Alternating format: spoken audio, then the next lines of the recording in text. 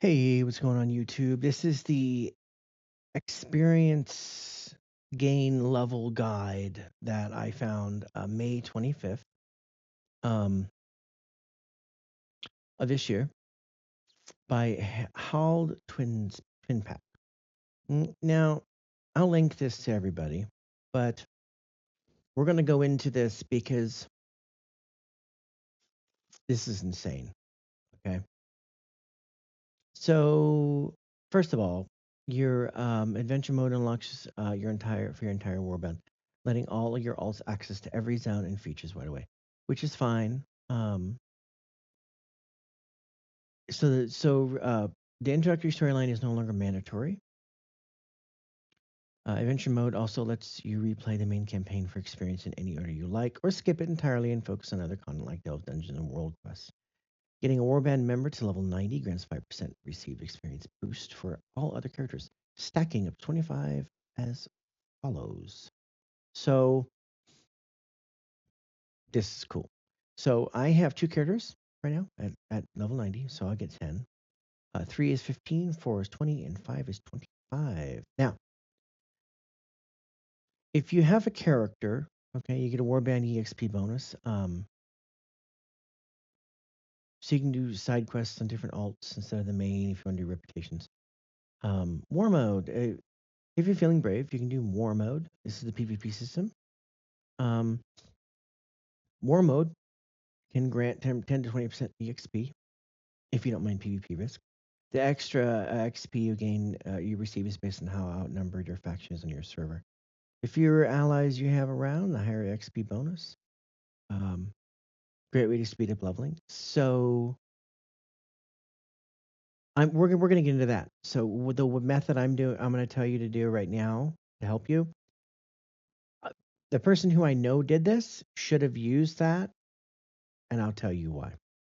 So before we get into this method, right? Dark Moon Fair gives you 10% first Sunday of each month to the following Saturday. 7 days total, you get 10% EXP bonus.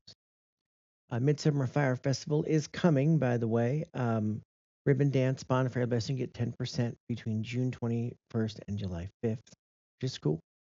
Brewfest Enthusiast is September. Now, these are not going to pop up because this is Winds of Mysterious Fortune, 20% and extra 10% with a Bottle of Mysterious Wisdom.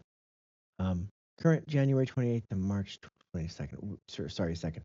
Already done that. So concentrate on these two, especially this one coming up, 10% bonus for Ribbon Dance, Bonfire Blessing, Midsummer Fire Festival. For those of you who have not done your It's a Long Strange Trip It's Been, which is me, that would be something that I want to make sure I get. And we.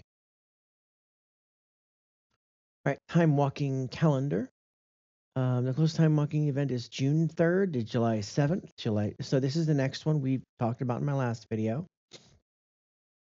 Another great way to level up during is time walking weeks, where you can spam time walking dungeons for massive chunks of XP. You can track upcoming time walking events either through the WoW in-game calendar or by checking the close schedule. So,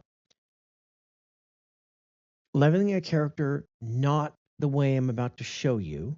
What you would want to do in this thing is I don't know, I don't think the war mode uh, gives you the bonus while you're in a dungeon. But the first Sunday in July, go get the Wii, get the ribbon dance, because that's also going to be going on. The fire, I think it is actually, I'm not sure. It probably won't be, because if you look, um, first Sunday of each month, that'll be in July. Uh, First Sunday is on the 5th. Following Saturday, 7 days total. Oh, okay. So the first Sunday in July is going to be July 5th, which is the last day that Midsummer Festival it ends July 5th, so it may not. Anyway, so you get the at least you get the Wii so before July 5th, or sorry, Yeah, before July 5th, June 22nd, 21st to July 15th. I think this opens up time walking. Yeah, June 30th. So you'll still have um, like a week, maybe less, with this ribbon dance blessing. I don't know if war mode gets into that. Drought of 10 lands. If you're leveling up before level 49, make sure you get those things because they also give a EXP bonus. Um, holiday buffs. So again, we're talking about holiday buffs. Fastest way to level from 1 to 90. Um, Exiles Reach, Chromie Time Legion, Chromie Time Cataclysm, Chromie Time Draenor, Midnight Content. It doesn't say. When you're about to get 50, remember to consume the last drought of 10 lands if you have one. It persists. Select the Draenor timeline no matter which faction you're playing. Begin with the introductory quest. The quests are fast-paced and efficient for leveling. Stick with Grogond. Anyway, this is kind of funny. How to level up fast. Delver's Call. Remember, they're doing that bonus from 80 to 90 with Delver's Call quests. But remember, if you get to that area to do the Delver's Call quests, um, don't turn them in. Make sure you have all the correct buffs, like right? And then turn them all in. Another way to get cheap XP using your crafting professions. Having your profession early gain is first craft XP. All right. Spamming dungeons. The effectiveness of dungeon spamming depends heavily on how quickly you can clear each run. Most of that speed comes down to your group's DPS.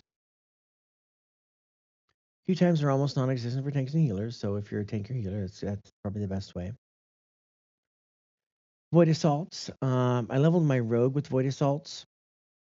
It actually went pretty quickly, and I didn't figure out the Delver's Call quests on that character until like level 88, 89. All right, here it is. Fastest way to get from 10 to 70, 10 to 80. This says an hour and 20 minutes. My son got to level 10 to 890 in 3 hours. 3 hours. By flying around. So you turn on, right? Here's where that the PvP mode comes in. You turn on PvP mode, you are never going to be landing anywhere to be able to get hurt by someone trying to PvP you. And you get like 10% extra bonus XP. So theoretically speaking, my son could have leveled faster than that by 10% faster if he would have had that on, because it's 10% buff. Meaning, going to the assumption that that's all we would get is 10% buff. By following these optimized routes, players have reported leveling from 10 to 70 in approximately 2 hours, making it currently the most efficient method for leveling. Diablo Mandan completed this feat in just under an hour and 20 minutes. You can watch his full gameplay in the video above for detailed look at his strategy. The Earth and Skywriting leveling method provides a quite unique sightseeing experience, but has some downsides. It's restricted to a single race, and it doesn't offer any gear. So what happened is my son got from 10 to 90 in 3 hours. And I say 3 hours, well, this guy did it in an hour and 20 minutes or whatever it is, 2 hours. My son kept having to get up and do things. He needed to, go get in the shower. He wanted to cook dinner. He helped with dinner. He did the dishes. He sat on the couch and read for a little while. So all in all, it took 3 hours of him doing things and the skywriting method. I am completely blown away. I have never leveled a character up that fast. Okay, never. And so if you now again, it's only stuck to a level um, one race. Now, here is the funny part. Okay, I know it may seem like a waste of time, but if you guys like, sorry, not that one. If you really wanted to level up a character and you wanted to level up a certain like race that isn't the Ethrin people, what you could theoretically do. So if you're going to just say someone's going to sit for 10 hours on World of Warcraft and go nowhere, get the food brought to them, just get to go to the bathroom, right? You level up as many Ethrin as you can. It can be the same class, it could be the same race, it doesn't matter. If there's a class you don't have, like a paladin, you could level up your Ethrin as a paladin, right? But even if you don't ever want to play any Ethrin race at all, okay? So in my thing, I have two characters that are level 90. I have a monk that's level 80 that's not an Ethrin, okay? All theoretically I would need to do, right, if I leveled up the monk, I could level up 3 Ethrin in 9 hours, get that 25% buff, right? And just let him sit there at max level. And then once all this other buff comes in 12.0.7, plus the Wii buff, you know, Dark Moon Fair, plus the Ribbon Dance 10%, uh, I mean, plus, like the drought or something, you know, you can literally just blow through. Oh, the Delver's Call, and then the war mode thing. I mean, I don't PvP, but I mean, you're talking. So I mean, when you get all the Delver's Call, turn on war mode and grab Wii buff for extra 10%. I don't know why it says war mode 10%. I think it's I think you get 10% from war mode and 10% for Wii. Maybe I'm wrong here. 10% buff. Yeah, Wii gives 10%, and then war mode um, gives 10%. So that's 20%. So this is wrong on that aspect. So when you get that, you turn on war mode and you grab Wii, you get 20% more. I mean, you're just talking about a huge XP, just massive jump.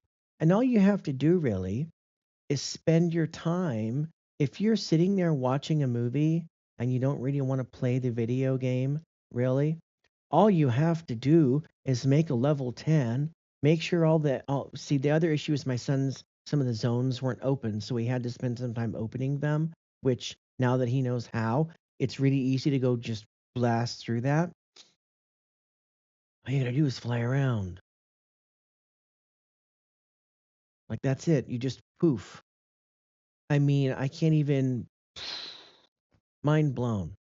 So take it how you will, guys. If you're waiting for the EXP buffs to hit in 12.0.7, and you already have 5 characters at level 90, maybe you don't care about EXP boost or buff or leveling. But I only have 2 characters, right? I have my hunter, as you guys know. I have my rogue, right? That's 2. Um, I want to dabble into DPS Windwalker. I want to level up my druid, who's level 30. I have a death knight who's 20. Uh, I mean, just being able to have, I mean, leveling up all those characters to 25 with just that stupid flying thing in an hour and a half, 2 hours, 3 hours, or whatever, just to do that, and then have that huge buff, and then all the other stuff on top of it once 12.0.7 hits. I'll have all characters I would ever want at max level for midnight. So That's my advice for you guys. If you guys don't believe me, I mean, I will probably, when I do this, I'm going to stream it. I will stream this for you to show you. And I'm not going to 70 like this dude. I'm going all the way to 90, you know? I'm going to do that. All right, guys, let me know what you think of this amazing freaking uh, stupid way to level a character to 90. I mean, I just can't even begin to believe. And but again, he had also, what, two characters to 90 at this point. So he was already getting a 10% buff EXP on top of that. Okay. He didn't use war mode at all. So, and he didn't use anything else. Just that. There was nothing other bonuses he was getting. So just remember that. If anybody has any questions on how to start this process, um, you need to unlock the Ethrin, which I've already almost completed. I think I got two more little side quests to do as of this morning, and you really should plan out the method of how you're going to do that. Um, I don't know all the zones my son went to. I haven't gotten to talk to him and figured out where and what's the best way to do it. I do know that I will be making sure that um, those areas are unlocked. And in my opinion, questing, unlocking old zones like that, all that shit should just not be there. It should be open. It should be like Chromie time where you talk to her and she goes, "Oh, it should just, the boats should be there to go, you know, everything, the portals, whatever, they should just be there." Anyway, this is crazy. I will say that. All right, guys.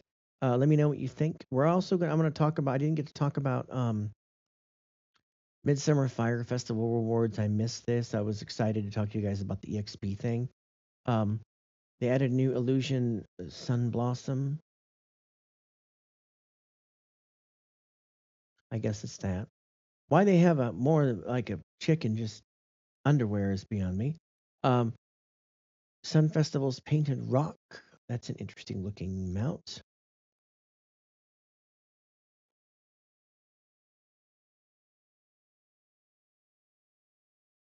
I don't understand what that's supposed to be.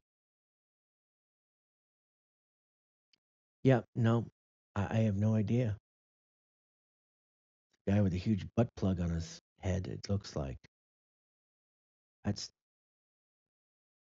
okay. All right. Axe. Dude, Blizzard, seriously, did you have to use it like a girl in her underwear? That's interesting. Look at that sword. Okay. Two-handed and one-handed? Yep. No gun. Okay. Anyway, that's that for that.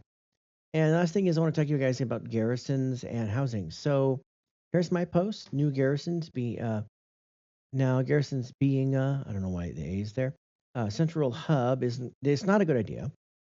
The follower system and the little ship thing is absolutely fun. I mean, yeah, you send them out, you wait to see them come back and actually kill the monster, and then you're like, yay, and they get things.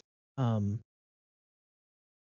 just that is a cool little and being able a cool little thing and being able to go and actually get different followers, different looks of followers, being able to upgrade the gear of a follower, which doesn't take very long.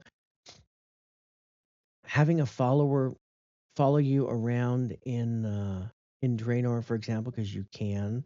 That whole system absolutely totally something to do. Totally something that I can just get I can get behind. I know that Star Wars Old Republic has a feature where you have a person following you and doing stuff with you.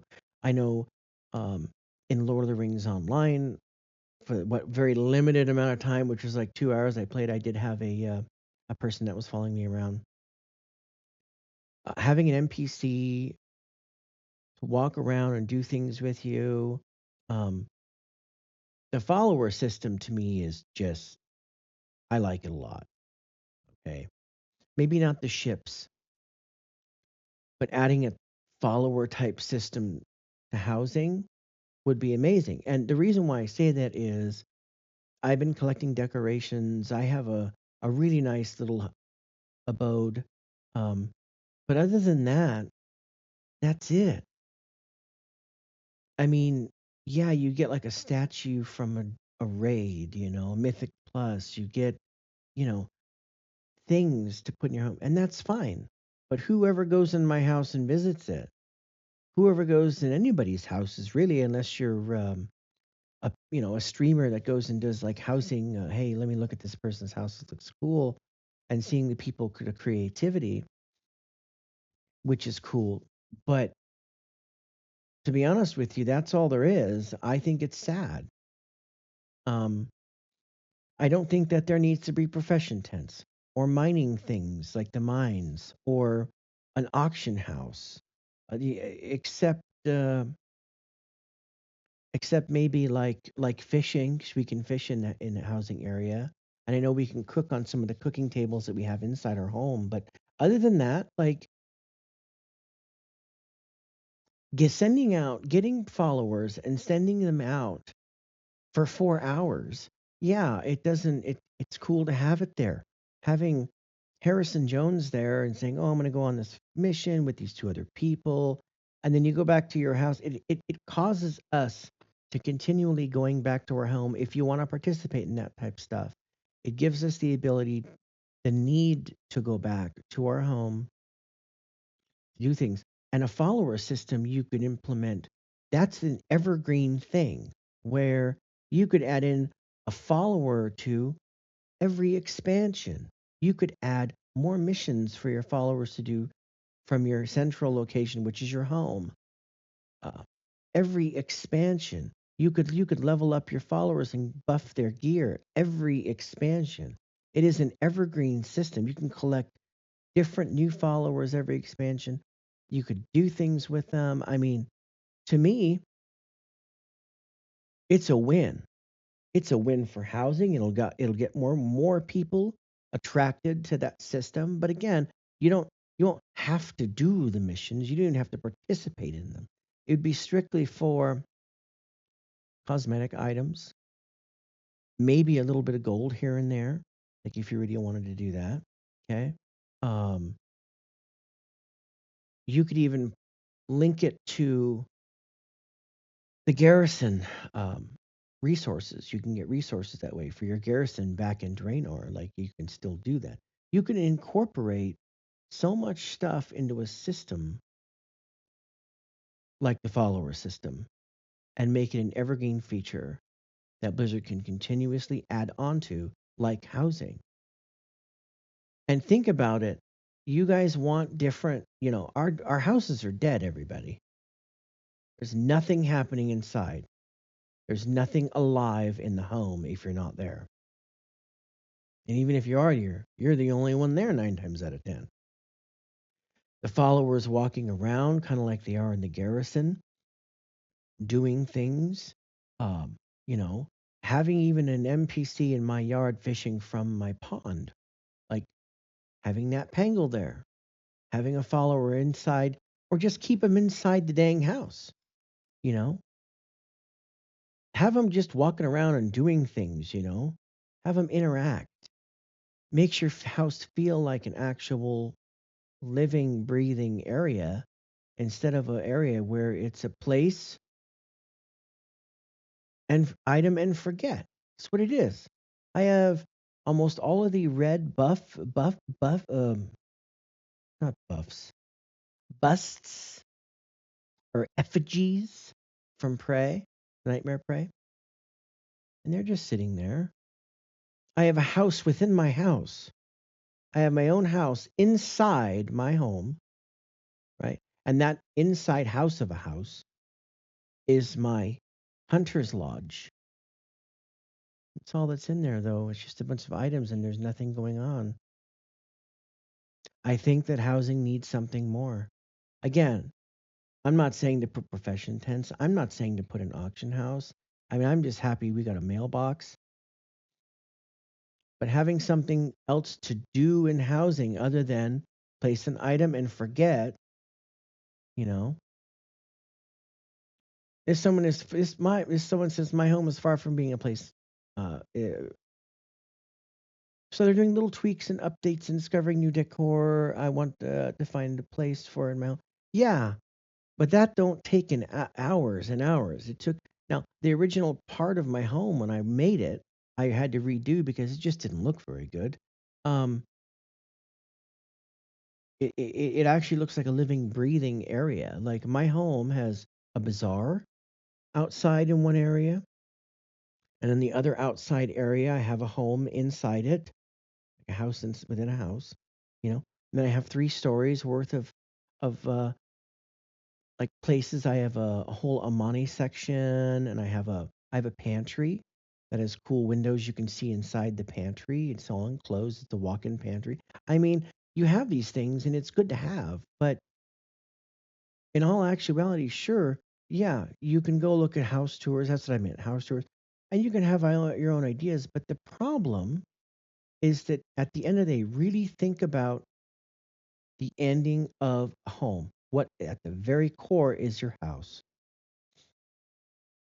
Place items and leave them. And that's all there is. It's dead. Your homes are dead spaces.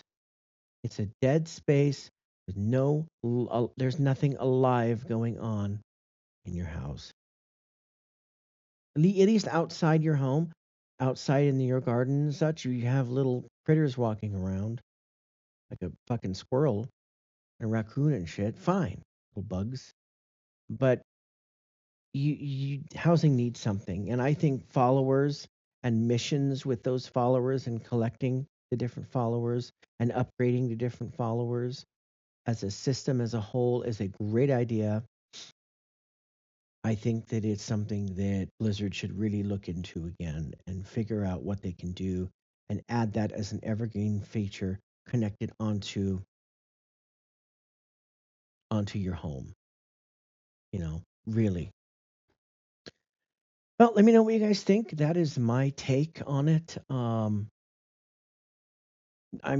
still amazed at the whole leveling thing. I'm going to this weekend. I'm going to stream flying. I'm going to do it and show you guys how long it takes. Hey, you're in my window, Juliet. That's my cat. Her name is Juliet. She is 15 pounds, 14 pounds. Cool. All right, guys. Let me know what you think about the leveling thing. Let me know if you guys have any issues about the leveling situation when it comes to flying around or whatever. I will do the best I can to like help you out. All right. Just be sure to like, follow, and subscribe down below. Thanks, guys. Peace, y'all.